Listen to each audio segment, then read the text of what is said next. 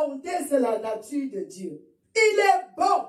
Donc, ce qu'il fait est bon. Parce qu'il est bon. Il n'y a pas de méchanceté en lui. C'est sa nature, la bonté, mes bien-aimés. Il est bon. Dieu est bon.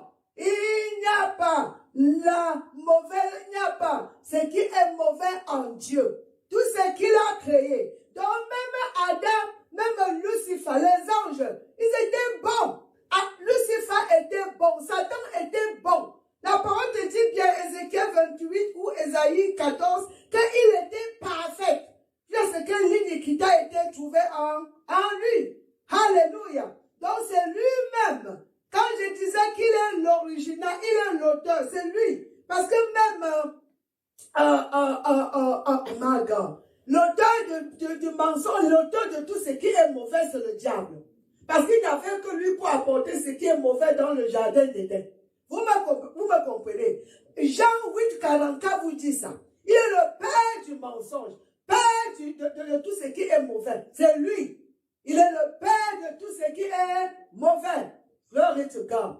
Parce que Dieu est le père de ce qui est bon. Lui, il est le père de tout ce qui est mauvais. L'original, l'origine du péché, c'est lui qui a apporté. C'est lui, regardez quand il est arrivé dans le jardin.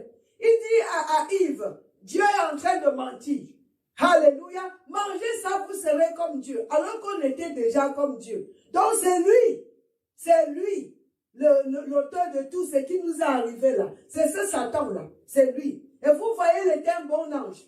Il a été un bon ange. Au moment des ans, il était bon. Mais à cause de sa méchanceté, à cause de, comment dire, l'envie, c'est quoi? L'os. Il voulait être comme Dieu. Il n'était pas satisfait de sa position. Voilà comment il a monté un coup pour détrôner Dieu et occuper la place. Quand vous lisez Ézéchiel 28 là, même Ésaïe 14, il va vous dire comment vraiment ce monsieur-là voulait monter pour prendre la place de Dieu. Il a organisé vraiment, comment dire, une bataille pour aller détrôner Dieu. Et vous savez, personne ne peut le détrôner. Personne ne peut confronter Dieu avec succès. Alléluia. Et je vous ai toujours dit, si vous ne croyez pas, allez demander Satan, il va vous dire. Parce qu'il a essayé. Voilà pourquoi il est devenu Satan. Il est Satan. Et il est devenu l'ennemi de Dieu. Et sa chute est, comment dire, irréversible. La chute de Satan. Il a échoué. Il est tombé une fois et pour toutes. Pourquoi, mes bien-aimés? Dieu ne lui a même pas donné une deuxième chance. Mais regardez, parmi toute la création, il n'y a que l'homme qui est créé à l'image de Dieu. Il n'y a que les êtres humains qui est vraiment. L'être humain est créé à l'image de Dieu. Vous voyez ça en Genèse 1, 21. Toutes les autres choses. Quand il s'agit de poissons, il dit l'eau dans le poisson. Quand il s'agit des plantes, il dit la terre dans les plantes. Quand il s'agit de soleil, la nuit, il dit ciel, donne cela. Alléluia. Et quand il s'agit de l'homme, il est allé en lui-même. Il nous a retirés de lui-même. Il dit, faisons l'homme à notre propre image, after notre ressemblance. Il n'y a que l'être humain. Et alors, dans le jardin, l'homme ayant l'image de Dieu, il n'était pas un pécheur, parce que Dieu a une nature, divine. Donc, Adam a été créé avec une nature divine dans le jardin. Avant le péché, Adam avait une nature divine. Il n'y avait que le bon en Adam.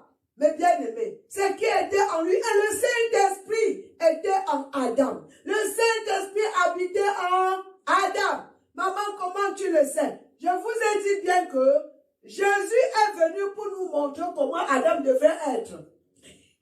Jésus est venu vraiment pour nous venir montrer le genre de l'homme que Dieu avait l'intention d'avoir sur la terre. Il est venu remplir l'Esprit Saint, comme Adam dans le jardin. Quand Adam a péché, l'Esprit est parti. Waouh! Et c'est pour ça que son esprit ne pouvait plus fonctionner.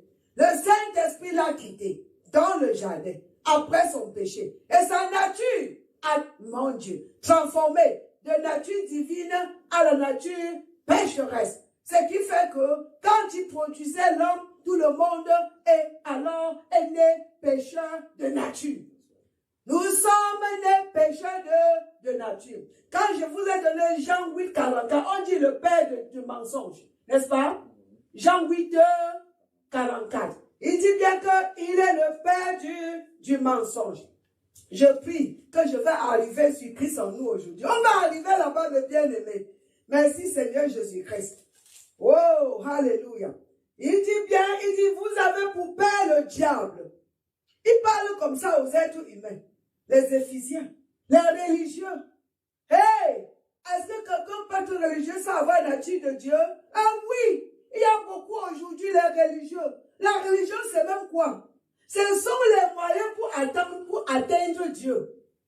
La religion, ce sont les moyens pour atteindre Dieu. Mais bien aimé, le christianisme, pour atteindre, et la voie pour l'atteindre, c'est qui? C'est Jésus-Christ. Mais bien aimé, nous avons déjà atteint. Jésus nous a déjà fait les enfants de Dieu. C'est pour ça que je dis qu'il n'y a plus d'attente pour la transformation. Il n'y a plus d'attente. Nous avons déjà été transformés. Nous avons déjà été rachetés. Nous avons déjà été sauvés. Nous avons déjà été sauvés, mes bien-aimés. On n'attend plus le salut. Nous sommes déjà sauvés. On n'attend plus la guérison. Nous sommes déjà guéris. On n'attend plus la prospérité. Nous sommes déjà prospérants en Christ. Jésus est devenu pauvre pour que nous soyons riches. C'est l'écriture, mes bien-aimés. Quel est le problème des enfants de Dieu aujourd'hui? Eux, ils ne croient pas. Ils ne croient pas. Mes bien-aimés, ils ne croient pas. Il y a une différence entre, parce qu'on dit chrétien. Il y a chrétien, mais il faut croire. C'est ça qui fait la différence entre les enfants de Dieu et le monde. Alléluia.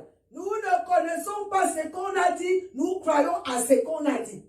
Nous ne connaissons pas seulement, nous croyons en cela. C'est là où la foi doit intervenir. Et vous savez, mes bien-aimés de partout dans le monde entier, sans cette foi, on ne peut jamais, il est impossible de plaire l'Éternel, notre Père. Et sans cette foi, tu ne peux pas recevoir de Dieu, mes bien-aimés. Tu ne peux rien avoir de Dieu sans la foi. Quelqu'un me dit, maman, je vais alors faire comment? Est-ce que tu es né de nouveau? Tu es né de nouveau? L'auteur de la foi habite en toi. La parole te dit bien en Hébreux 12, 2. Il est de regarder sur Jésus qui est l'auteur de la foi. La parole de Dieu est en toi, mes bien-aimés. Si Jésus est la parole de Dieu et Jésus-Christ, Christ est en nous, ça veut dire que la foi est en nous. Merde, je ne veux même pas chercher à vous convaincre. La foi est l'un des fruits de l'Esprit Saint. C'est l'un des fruits que l'Esprit qui est en toi porte.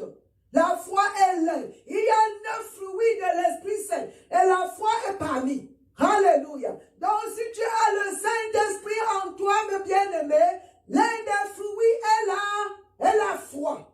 La foi est en toi. Pourquoi, maman? D'abord même, on ne fabrique pas la foi. Ce n'est pas quelque chose à fabriquer.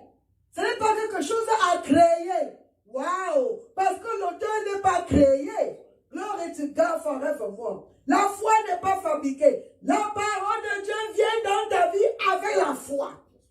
La parole de Dieu, quand tu écoutes la parole chaque fois, mes bien-aimés, la parole vient avec la foi pour croire à cette parole.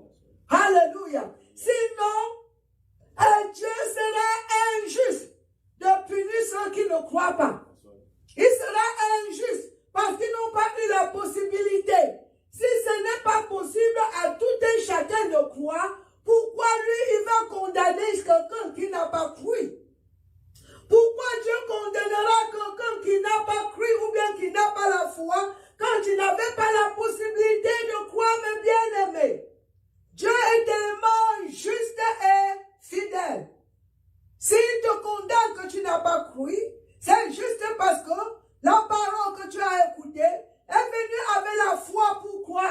parole et c'est toi qui as fait ta part de décision, je ne veux pas croire à cela. Même ce que j'entends là, je ne vais pas croire à cela. Alléluia. Pourquoi? L'ennemi ne te force pas de faire quelque chose, mes bien-aimés. L'ennemi n'a jamais forcé l'être humain de faire quelque chose. Ne me dis pas que le diable m'a forcé à tuer. Non, tu as tué. Alléluia. Il n'a pas forcé Yves dans le jardin. Il n'a pas forcé Adam. Qu'est-ce qu'il a fait? Il te donne les suggestions. C'est à toi de croire. C'est à toi d'agir. Lui, il ne te forcera point. Alléluia. Glory to God forevermore. La parole vient avec la foi pour croire à cette parole. Et avec le pouvoir pour exécuter ce que la parole te demande. Donc tu n'as pas à fabriquer la foi, tu n'as pas à fabriquer le pouvoir, tu n'as même pas à fabriquer la parole de Dieu, mes bien-aimés. Wow! Tu n'as même pas à fabriquer la parole de Dieu. La parole de Dieu, c'est Dieu lui-même. La parole de Dieu, c'est Dieu lui-même. Et Dieu lui-même vient avec sa foi dans ta vie, avec son pouvoir. Donc finalement, on manque quoi? Rien. Il nous donne la parole, il nous donne la foi, il nous donne le pouvoir pour agir. C'est pour ces raisons que Ephésiens 2, je crois bien c'est le 13, qu'il nous donne le désir et aussi l'habileté. Avant que je ne parle de celui-là, on devait partir. Je crois que c'est Philippiens 2, 13. Allons là-bas. Une parole très sucrée. Et je vais rentrer sur Christ en nous. On n'a plus besoin d'attendre.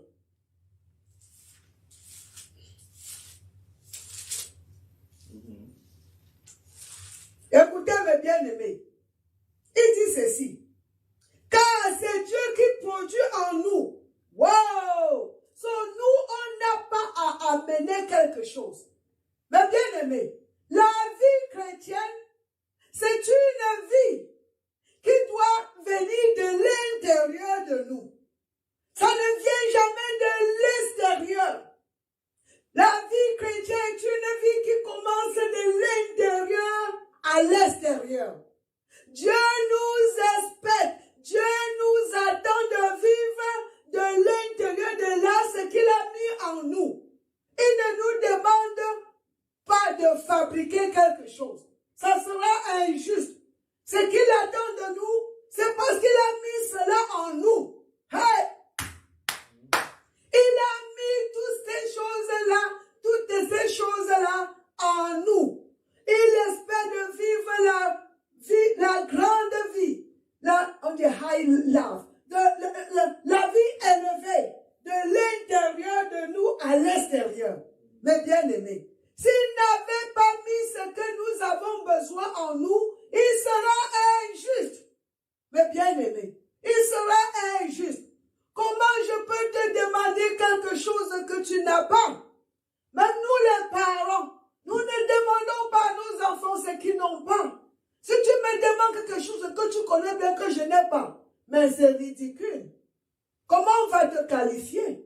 Le bon Dieu ne peut pas nous demander de vivre une vie de qualité élevée quand nous n'avons pas cela en nous. Wouh! Nous avons tout ce que nous avons besoin en nous. Voici vraiment la parole qui te parle, mes bien-aimés. Ne dis pas que Docteur Yang est en train de créer. Non, je ne suis pas là pour vous donner on dit peace of mind, ma part d'opinion. Je n'ai pas d'opinion à vous donner, mes bien-aimés. La parole de Dieu est suffisante.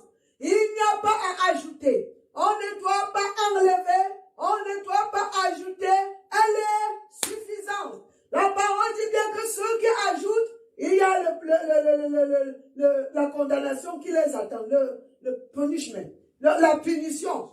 Vos noms seront enlevés dans le livre. Wow! Tous ceux qui ajoutent, n'ajoutez pas, n'ajoutez pas. Et ne retire pas, prêche vraiment comme cela est. Parce qu'elle est suffisante.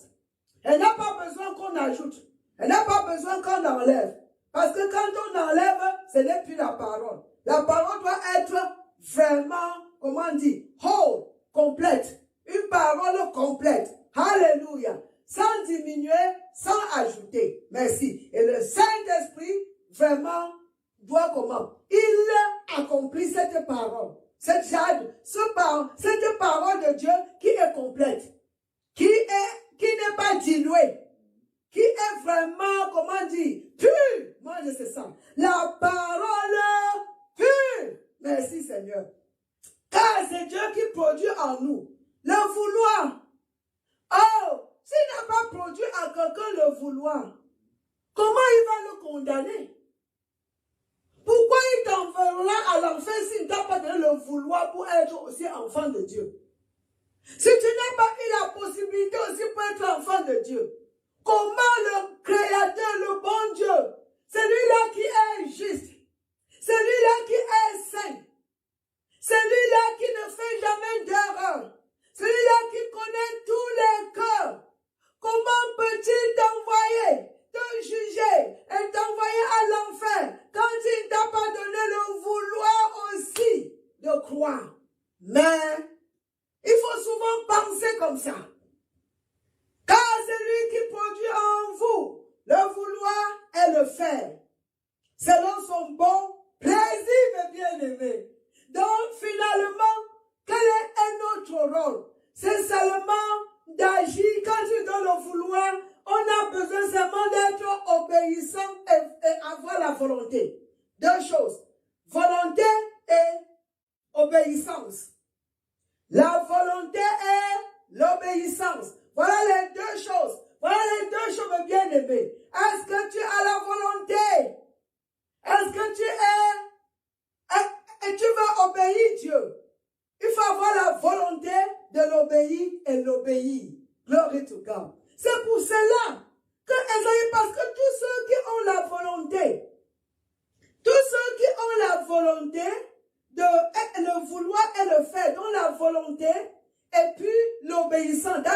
Quand on dit obéir, l'action. L'obéissance, c'est l'action, people. Je ne veux pas dire, va me donner, que tu obéis. Tu dis que j'ai obéi, maman, et tu restes là, tu ne donnes pas. L'obéissance, c'est quand je reçois ce verre d'eau que je t'ai demandé. Alléluia. L'obéissance, c'est l'action. L'action, c'est que la volonté est agir. Glory to God. Et tous ceux-là qui ont la volonté et l'obéissance, on dit que quoi? Ils mangeront. Mais c'est en Esaïe 1, le verset 19. Esaïe 1, le verset 19. Merci, roi des rois.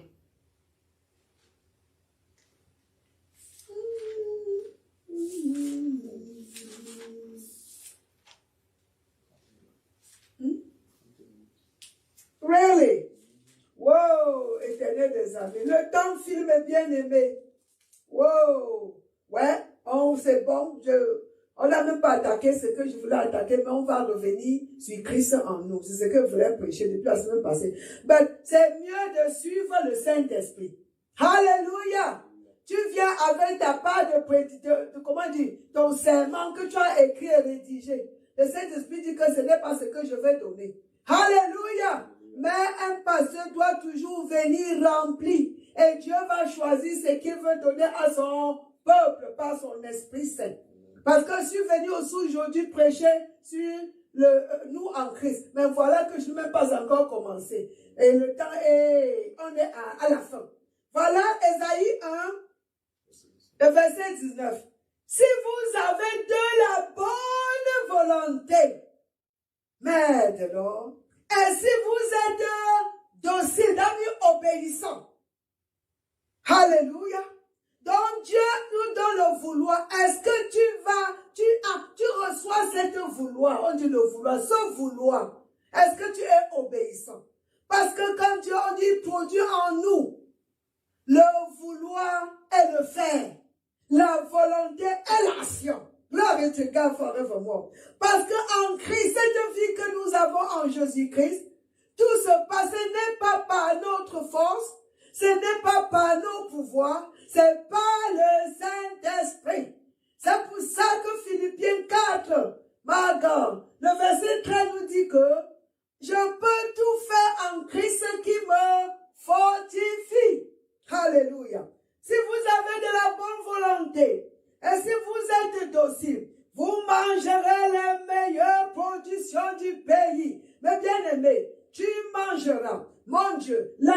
guérison, tout ce qui est au paradis, la santé, la prospérité, tu auras tout cela. On ne doit plus attendre. Il n'y a pas d'attente. On ne dit pas que c'est quand je vais arriver là-bas au ciel que je serai en santé. Maintenant, mes bien-aimés, tu peux vivre la santé sur la terre. Tu peux vivre la santé divine sur la terre. Quand l'ennemi atteint ton corps, il y a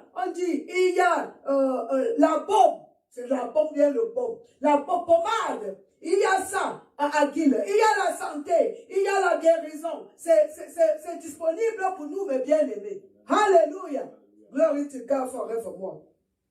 Donc, il nous donne le vouloir et le faire. Donc, mes bien-aimés, je veux vous dire qu'on n'a plus à attendre. Tout ce que nous avons besoin, c'est la volonté et l'obéissance. Nous avons besoin de la volonté. Vouloir faire ce que Dieu nous demande. Et ce qui nous demande vient avec la foi pour vouloir. Alléluia. Et le pouvoir pour agir. Il nous donne la volonté et l'habilité. Voilà. Ça dit, il est tellement bon. Plus que le bonbon. Il ne peut pas nous demander ce qui nous dépasse. Il ne peut pas nous dire de courir quand il ne nous a pas donné les jambes pour courir. Il ne peut pas dire de quand il n'a pas de la force. Il nous a, tout ce qu'il nous demande, c'est parce qu'il nous a déjà équipés à faire tout cela. Je vais m'arrêter ici. Ma soeur, mon frère, tu es équipé pour faire tout ce que Dieu t'a appelé pour faire ici sur la terre. Tu es équipé pour vivre la santé divine. Tu es équipé pour vivre prospéreux ou bien prospéreux, la prospérité. Tu es équipé pour dominer le péché. Tu es occupé, mes bien-aimés, pour envahir le monde avec la bonne évangile, avec la bonne nouvelle du royaume de Dieu. Tu es occupé pour mettre l'ennemi sous tes pieds 24 heures sur 24. Tu es équipé, tu es équipé. Si Dieu est en toi, si Christ est en toi, tu as déjà tout en toi. Tout ce que tu en as besoin, c'est déjà en toi, mes bien-aimés. Alléluia. Alléluia. Je vous aime bien et je prie pour vous. Recevez la guérison, recevez la transformation. On se voit dimanche si vous parlez l'anglais ou vendredi prochain.